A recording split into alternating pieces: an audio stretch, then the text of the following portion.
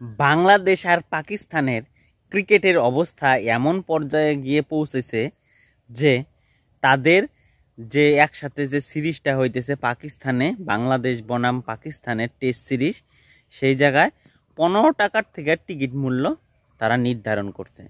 তাহলে বোঝা যায় যে পাকিস্তানি 15 টাকা মানে ভারতের হয়তো 5 টাকার মতো এরকম। তো তোমরা 5 টাকা দিয়ে একটা লাইভ ইন্টারন্যাশনাল ম্যাচ কিন্তু তোমরা আইসিসি ইভেন্ট কিন্তু তোমরা দেখতে পারবা ওই পাকিস্তানে।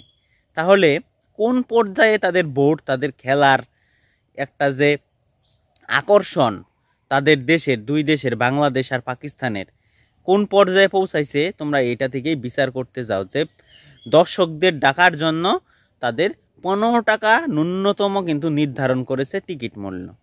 তাহলে বোঝা যায় তাদের ক্রিকেটের কিন্তু যে চাহিদাটা সেটা কিন্তু কমে গেছে। আর এই পাকিস্তান 2025-এর শিডিউল করছে আইপিএল এর সাথে, যে আইপিএল এর সাথে তারা নাকি কম্পিট করবে। তারা বলতে চায় যে আইপিএল এর মতো তারা পিএসএলকেও বড় বড়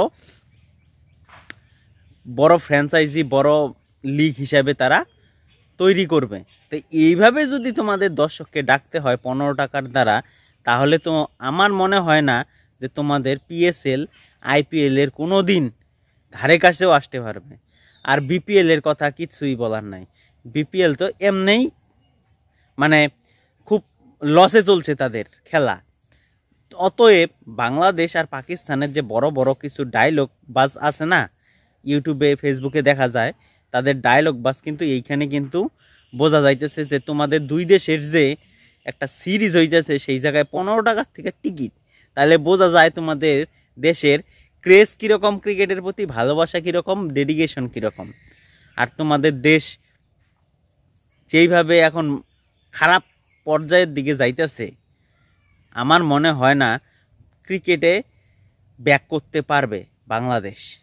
তোমাদের কি মনে হয়? কমেন্ট বক্স খোলা আছে, অবশ্যই কমেন্ট করে দাও।